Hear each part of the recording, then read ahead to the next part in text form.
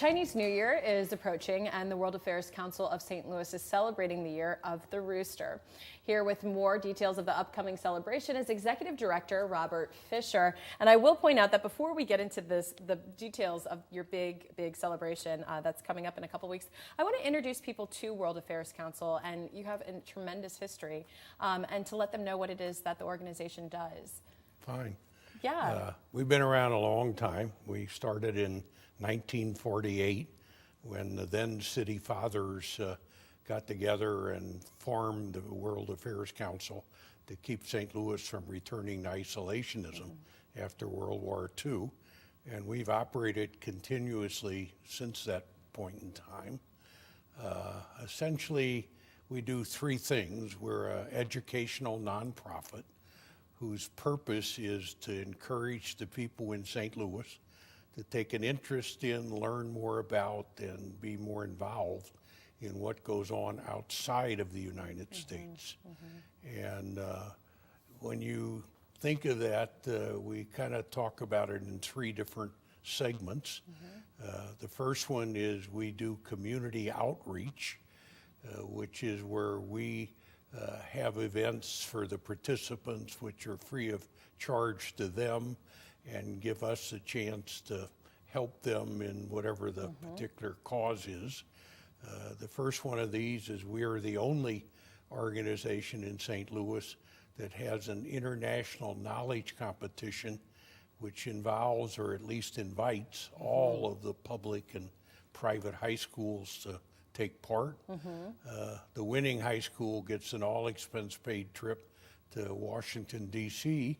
to represent St. Louis in a national competition. And that's an exciting event that took place in November.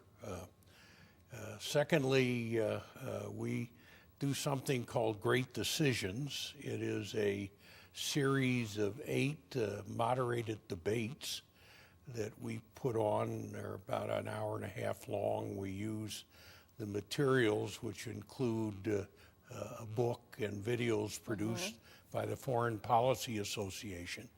And they're on 8 critical and timely foreign policy topics. And I think what we found is it's an opportunity, especially for a large number of senior citizens, to stay involved in what's going on globally without necessarily having to attend some of the more expensive events.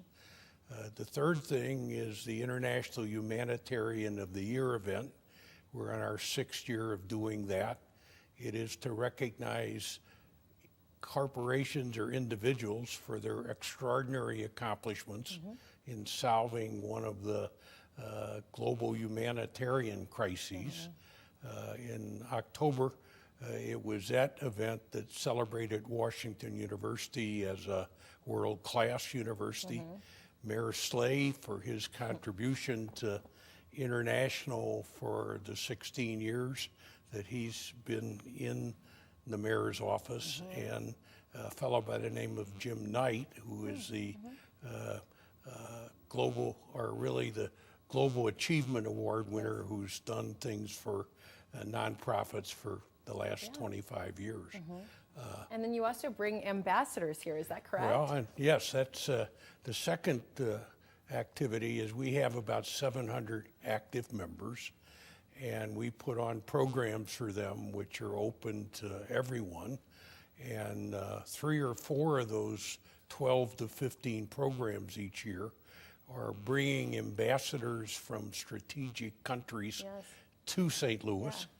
And we put on a public forum, and we also make the ambassadors available to organizations in town that have a particular interest in that country. Well, I know that you have something you're going to tell me about with the State Department that you work with, but before we get a quick break, I have the information for you on the screen. It's the World Affairs Council. If you are interested in foreign policy and discussing what is going on in the world outside of St. Louis, but even outside of the United States, you should look them up. Their website, wac-stl.com. We have the information on the screen about the upcoming fundraiser on February 3rd, which we're going to get into in our next segment. So we're going to hear more from the World Affairs Council right after this. please stay with us.